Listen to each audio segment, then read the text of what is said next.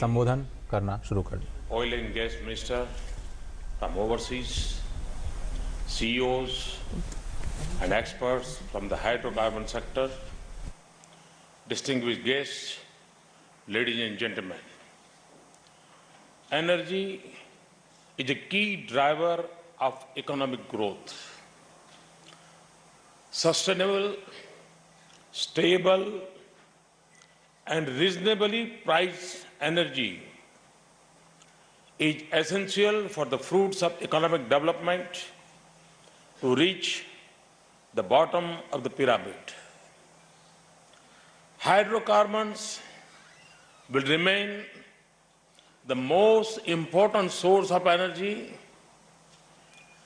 for many years to come. Therefore, the theme of the conference, Hydrocarbons to Fuel the Future, Choices and Challenges, is both apt and timely. India is today the world's fastest growing large economy. This growth has been supported by a series of policy measures. Our policies are focused on improving India's long-term economic and social prospects rather than on short-term headlines. Our efforts are showing results in terms of economic growth and development. Apart from fast growth, our economy has also been more stable than most others. While the global economy is going through a period of uncertainty, India has shown tremendous resilience. Our current account deficit has improved steadily and reached the decade low in the June quarter. Foreign direct investment in India was at the highest level in 2015-16 at a time when global FDI has fallen. According to the Bank of International Settlements, India is less vulnerable to banking distress among the major economies. India's economy is expected to grow fivefold by 2040. As per estimates, India is poised to account for 1/4 of the incremental global energy demand between 2013 and 2040. India is expected to consume more oil in 2040 than the whole of Europe. We expect manufacturing to account for 25% of GDP by 2022 against 16% now. Transport infrastructure is also expected to increase manifold. The commercial vehicle population of 13 million is projected to reach 56 million by 2040. In civil aviation, India is currently the 8th largest market in the world and set to become the world's 3rd largest by 2034. Growth in the aviation sector is expected to raise demand for aviation fuel 4 times by 2040. All this will affect energy demand.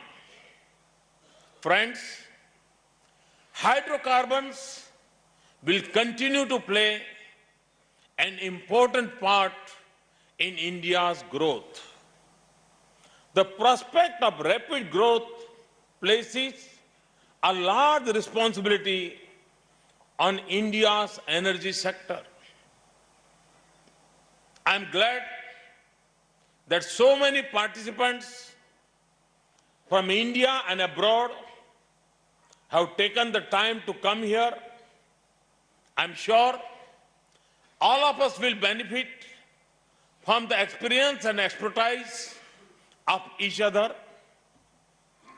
I take this opportunity to share with you some of my thoughts on the expectations from the hydrocarbon sector and our endeavor to achieve energy security. Energy in general and hydrocarbons in particular are an important part of my vision for India's future. India needs energy which is accessible to the poor. It needs efficiency in energy use. As a responsible global citizen, India is committed to combating climate change, curbing emissions, and ensuring a sustainable future. Given global uncertainties, India also needs energy security. Therefore, my vision for India's energy future has 4 pillars: energy access, energy efficiency, energy sustainability, energy security. Let me start with energy access. While some of India's rich are buying hybrid cars, many of India's poor are still buying firewood for cooking. Use of firewood and other biomass for cooking is a health hazard for rural poor women. It also reduces their productivity.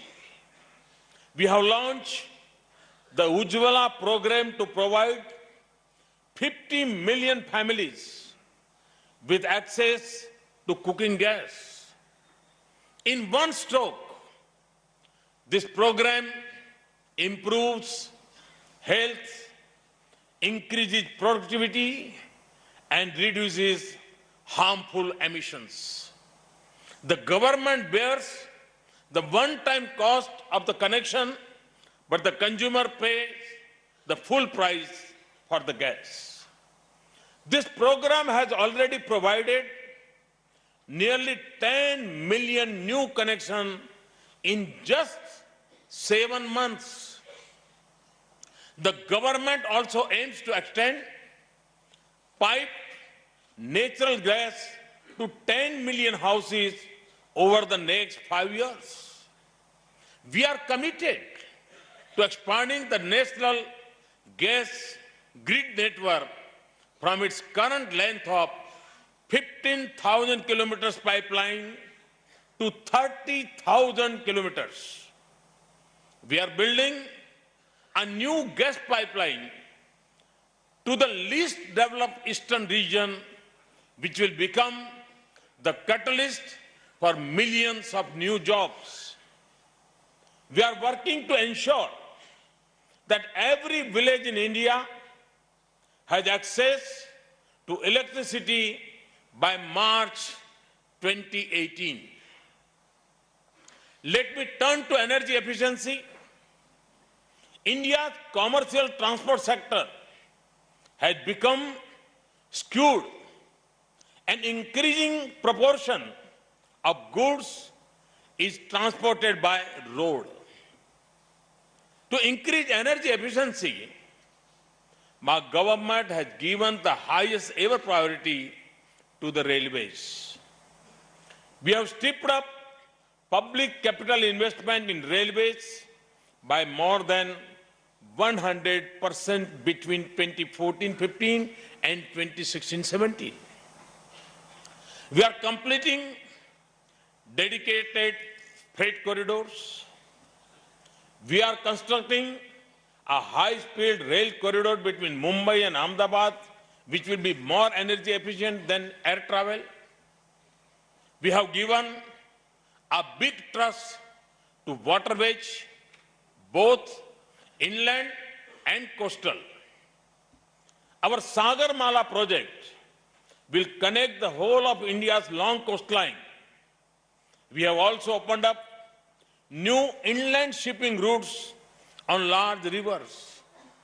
These steps will improve energy efficiency. The long-awaited legislation on a national goods and service tax has been passed. By removing physical barriers at state boundaries, GST will accelerate long-haul transport and further increase efficiency. Oil ministers from developing countries know the sensitivity of energy pricing. Despite this, we have decontrolled petrol and diesel prices. Cooking gas price is also determined by the market. To protect the vulnerable and the middle class, a subsidy is paid directly to 169 million bank accounts. This has eliminated leakages and misuse of cooking gas subsidies, resulting in large fiscal saving. These measures too have increased the efficiency of energy use. Energy sustainability, for me, is a sacred duty. It is something India does out of commitment, not out of compulsion. India has taken the lead in committing itself to a reduction of 33% in the carbon intensity of its GDP from its 2005 level over the next 15 years. We have done this despite our low starting point in per capita energy consumption. We are also committed to produce 40% of our power from non-fossil fuel by 2030. I have set a massive target of 175 gigawatt of renewable energy by 2022. Thanks to our efforts, capacities have increased and prices of renewable energy have crashed. We have also given a big thrust to LED lights. CNG, LPG, and biofuels are cleaner fuels for the transportation sector. We need to explore options to produce biodiesel on barren lands, which will further provide financial assistance to farmers. R&D on second and third generation biofuels and fuel cells are required to meet the country's energy challenges. Let me now turn to energy security. We need to increase our domestic oil and gas production and reduce import dependence. I have set a target to reduce import dependence by 10% by 2022. This will have to be achieved during a period of increasing oil consumption. We have a strong investment-friendly policy framework in place to boost domestic hydrocarbon production. Almost 2 decades ago, India had reduced the new exploration licensing regime. This allowed 100% FDI and provided an opportunity to private players to come, invest and operate in the Indian upstream sector. However, several factors adversely affected India's domestic oil and gas output.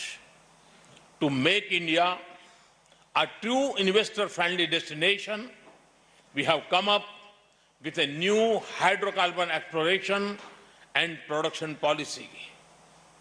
This provides for uniform license for exploration and production for all forms of hydrocarbons, including shale, oil and gas, and coal-bed methane. Open acreage policy allows bidders to choose the acreage they wish to explore. Revenue sharing model instead of profit sharing to reduce the scope of disputes. Marketing and pricing freedom for the crude oil and natural gas produced. Last year, we announced the new marginal field policy. Under this policy, 67 fields were offered for bidding. Together, these 67 fields are estimated to hold in place oil plus oil equivalent gas reserves of 89 million metric tons. The estimated recoverable reserves are of the order of 30 million metric tons. I understand that an encouraging response has been received to the bidding process, with several global companies participating. The downstream sector is now more open, creating a level playing field for all market players. The resulting competition will increase the efficiency and effectiveness of our marketing companies. Our proactive foreign policy and energy diplomacy is helping us to strengthen our ties with our neighboring countries. I hope that our oil and gas sector companies will take the opportunity to tie up with their foreign counterparts to explore for more equity oil. Recent acquisitions of hydrocarbon assets in Russia by investing $5.6 billion for 15 million tons of equity oil equivalent are one such instance. Indian energy companies must become multinational and work towards India, Middle East, India, Central Asia, and India, South Asia energy corridors. Natural gas is the next generation fossil fuel, cheaper and less polluting.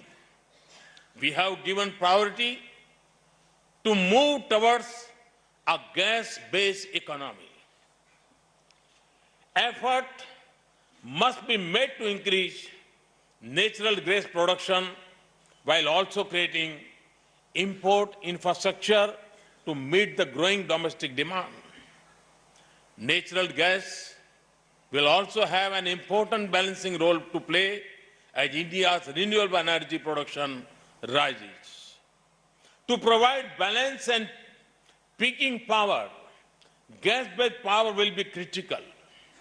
Friends, to achieve this vision, we need to be very efficient in terms of projects and resource management. This is an area that India needs to improve upon to remain competitive. This will not only improve our refining and processing efficiencies, but also ensure timely and efficient project completion. India has always been an inspiration for others in terms of intellectual capability and enterprise. I am confident that with initiatives like Make in India, Startup India, Stand Up India, there will be opportunities for youth to venture into Indian oil and gas sector and to bring innovative ideas. Technology development is refining, nanotechnology, catalyst development, biofuel, and alternate energy are areas we need to focus upon.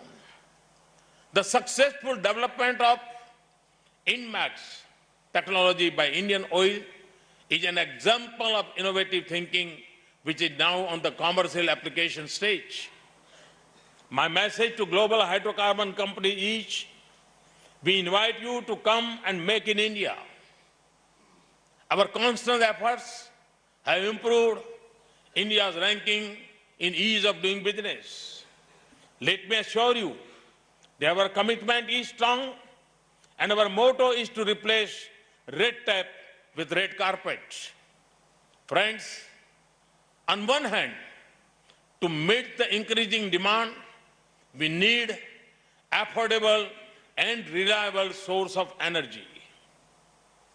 Hydrocarbons will be an essential part of this mix. On the other hand, we must be sensitive towards the environment.